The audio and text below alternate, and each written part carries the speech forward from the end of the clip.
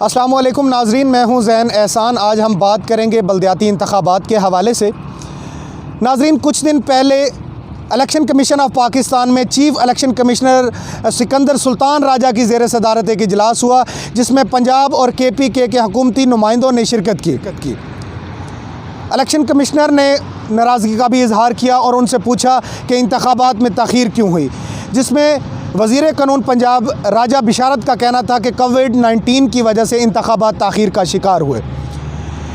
Election commissioner of Pakistan Sikandar Sultan Raja ने 15 दिन की मोहलत देते हुए तारीख़ और तैयारी का जायज़ा लेते हुए 15 दिन बाद दोबारा इजलास होगा, जिसमें तारीख़ का बाकायदा ऐलान किया जाएगा। और नाज़रीन, लेटेस्ट डेवलपमेंट क्या है कि कल सुप्रीम कोर्ट ऑफ पाकिस्तान में जस्टिस काजी फ़ाइज़ ईसा ने समाअत की, जिसमें इलेक्शन कमिश्नर सिकंदर सुल्तान राजा को तलब किया गया, जिसमें जस्टिस काजी फ़ाइज़ ईसा नाराज़ भी हुए और उन्होंने कहा था कि अगर आप इंतखाबात वक्त पर नहीं करवा सकते तो आप मुस्ताफ़ी हो जाए।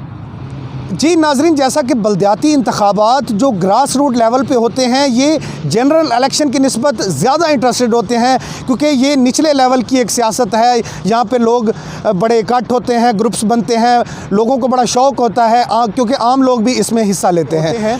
अब हम जानने की कोशिश करेंगे कि पंजाब के जो बल्दियाती इंतखाबात हैं ये किन मराहिल में होंगे, और देखना ये है कि क्या हुक्मरान जमात इंतखाबात करवाने में संजीदा है या नहीं है। इस हवाले से हम जानने की कोशिश करेंगे वसीम मलिक से, जो कि आजकल शहर इक़्तिदार में अपनी सहाफ़ती ज़िम्मेदारियाँ बखूबी अंजाम दे रहे हैं। जी, हमारे साथ वसीम मलिक साहब मौजूद हैं। और मलिक साहब, ये बताइएगा कि पंजाब के जो बल्दियाती इंतखाबात हैं किन मराहिल में होंगे और किस जो हुक्मरान जमात ने जो कौन सी डेवलपमेंट लाई है कि उसके तहत होंगे ये election. First of all thank you very much for having me. अब जहाँ तक बात रही बल्दियाती इंतखाबात की, तो एक अनफॉर्चुनेट सी बात है कि पाकिस्तान में बल्दियाती इंतखाबात में कोई भी गवर्नमेंट उस हद तक इंटरेस्टिंग नहीं है। अगर मैं आपको माजी में ले जाऊँ, माजी करीब में ही 2015 की बात है कि जब आखिरी बार पंजाब में बल्दियाती इंतखाबात हुए थे, तो वो भी याद रखिएगा कि सुप्रीम कोर्ट की इन्वॉल्वमेंट पे हुए थे, और उस वक्त जो चीफ़ जस्टिस थे साकिब निसार साहब, वो काफ़ी बरहम हुए थे और उनके फोर्स करने पर ही ये इंतखाबात कराए गए थे। अब हर जमात अपने मंशूर में भी ये शामिल करती है, और जब वो अपोजिशन में भी होती है वो नारे लगाती है कि वो ग्रास रूट लेवल तक इंतखाबात कराएगी, और जो भी बजट की तकसीम होगी या जितनी भी डेवलपमेंट होगी वो बल्दियाती इंतखाबात के हवाले से होगी।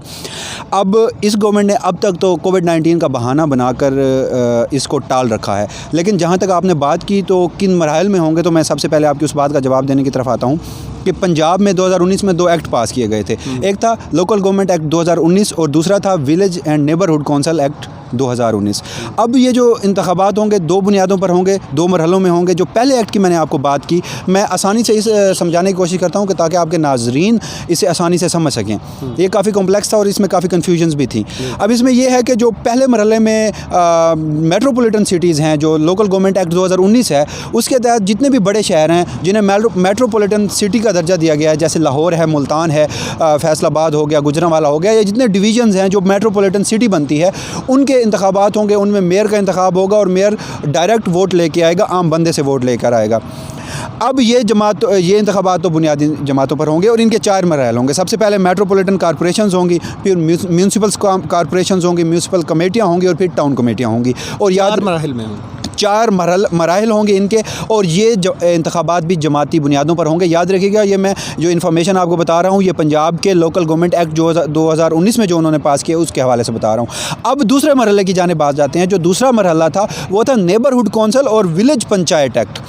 अब जो दूसरे हैं ये गैर जमाती इंतखाबात होंगे, गैर जमाती बुनियादों पर होंगे, ग्रास रूट लेवल पर होंगे। अब नेबरहुड कौंसल क्या है, आपके नाजरीन को ये भी समझने में थोड़ी मुश्किल होगी कि neighbourhood council, what is neighbourhood council. अब जितने भी बड़े शहर हैं, जैसे मेट्रोपॉलिटन कॉर्पोरेशन है, मैं अब मिसाल देता हूँ लाहौर की। अब लाहौर एक बड़ा मेट्रोपॉलिटन सिटी है, अब उसके इर्द गिर्द नेबरहुड कौंसल्स बनेंगी। वो इंडिपेंडेंट इदारा होगा जो नेबरहुड कौंसल्स होगा।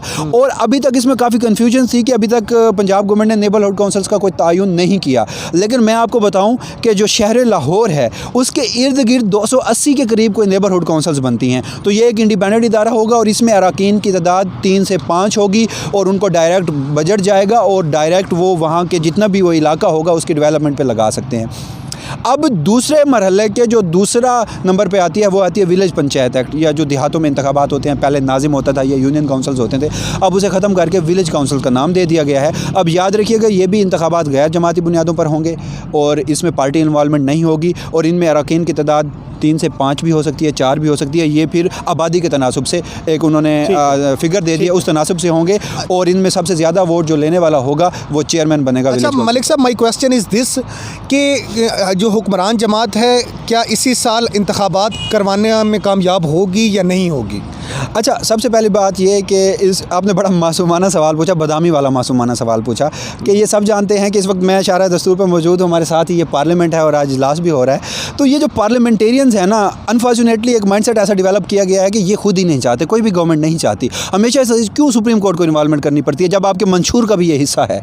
तो अब बात यह है कि अगर बल्दियाती इंतखाबात हो जाते हैं और पाकिस्तान में बल्दियात का निज़ाम राइज हो जाता है तो ये जो MNAs हैं इनकी कोई फोकियत नहीं रहेगी, MPAs की कोई फोकियत नहीं रहेगी। तमाम बजट जाएगा सीधा बल्दियाती इदारों के पास, जो कि वेस्ट में भी होता रहा है, जो मिसालें भी हमें इमरान खान और बाकी लीडर्स देते रहे हैं। तो ये नहीं चाहते, लेकिन अब जब इलेक्शन कमीशन भी बरम हो रहा है, जब सुप्रीम कोर्ट भी बरम हो रही है, तो उम्मीद की किरण तो दिखती है कि चाहे उसे आप कह लें कि एक सिर्फ दिखावे के लिए सही, लेकिन बल्दियाती इंतखाबात उम्मीद है कि होते हैं। बहुत शुक्रिया, बहुत शुक्रिया।